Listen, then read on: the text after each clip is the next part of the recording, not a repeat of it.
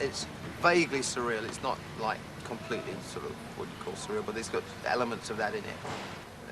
If you're into like the classical stuff and everything, there's there's a Dante's Inferno, right, where there's the River of Souls, where all these bodies are like actually trapped in the ice, with their heads and arms all coming out of the ice, and I think it's Virgil and the guide showing him round hell are actually walking on the river and looking at all the souls, the eyes looking at them through the eyes, which is kind of interesting. Eerie. I showed that to Derek, who did. I've got this big illustrated thing by Gustave Doré of that, and it's got that picture in it. And I showed it to Derek, who does the artwork, and several years ago actually. And I think that might have been one of the origins of the idea. Well, at this moment we're backstage at Donington. This is the dressing room area. All the porter cabins around us are where the band's accommodation are. Right behind us, to my left, is the Bailey brothers, who are the DJs, compares for the day. Over to my left here, we have Halloween dressing room. And if we move around the corner a little bit, we have Iron Maiden, I hope. Yeah, Iron Maiden over here in the corner. And for the first time this year, for the kiddies, we've got a little play area, swings and paddling pool, trampoline, things of that nature. Behind us, in fact, exactly in the direction I'm walking now, we're going towards the Kiss dressing room area. Achtung, Achtung. We seem to have somebody talking German on the PA at the moment. I don't know what that's all about. Over to my right behind me is what we call the Colony Club, where basically the guests can watch on video what's happening during the day. If we move over this way, to my right, David Lee Roth area, who is not arrived yet. Didn't get in until, I think it's something like 10 o'clock last night on Concord. Over in the far corner, I would hope Guns N' Roses, and they're on the way in at the moment. What we should do is have a walk over to the Iron Maiden dressing room, and you can see what it's like.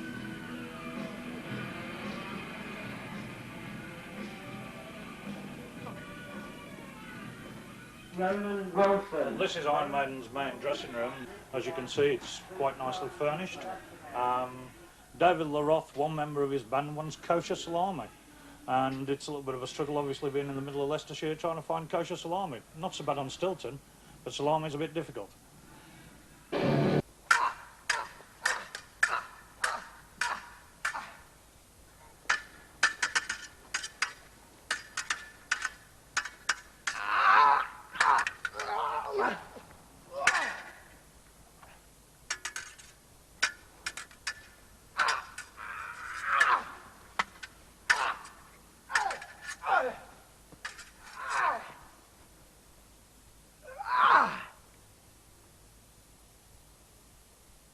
Well, singing for Iron Maiden, obviously, you have all these people coming to a concert, they pay all this money, they expect to see something like special, not just kind of T-shirt and jeans anymore.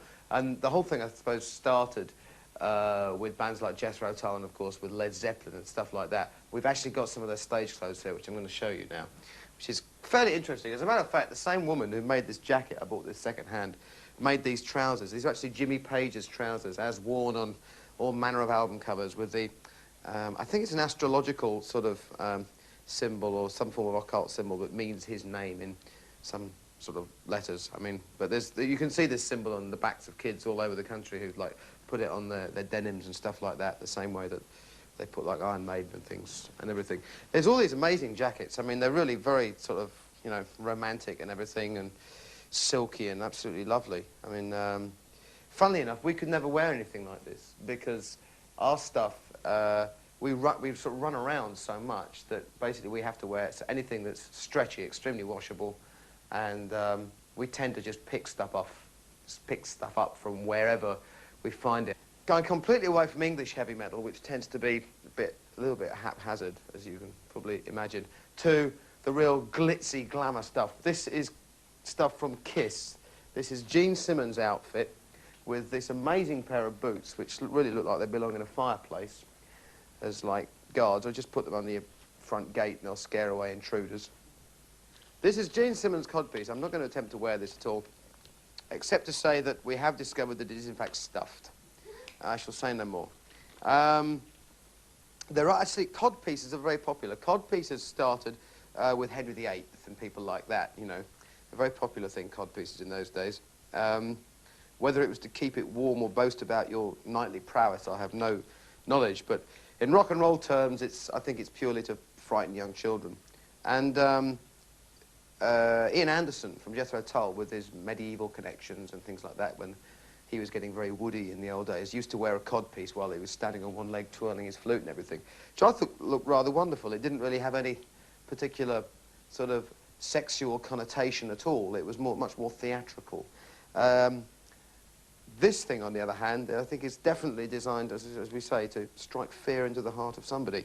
There is an apocryphal story, actually, about a chap called Blackie Lawless, who plays for an American group called Wasp, who supported us on tour. He has one of these things. It actually has a plastic chainsaw blade that comes out of the front of it. And it has a firework inside, which, at a given signal from the appropriate whatever, I don't know if it's operated by somebody else. I think he operates it himself.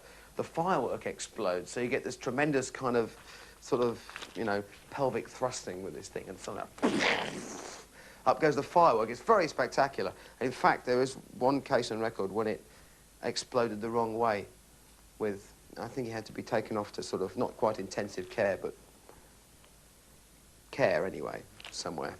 So anyway, there's quite a difference, as you can see, between like the American stuff and the English stuff. I think the English stuff tends to be more, much more sort of haphazard, more romantic in a way. This stuff is much more sort of showbiz, I guess, really.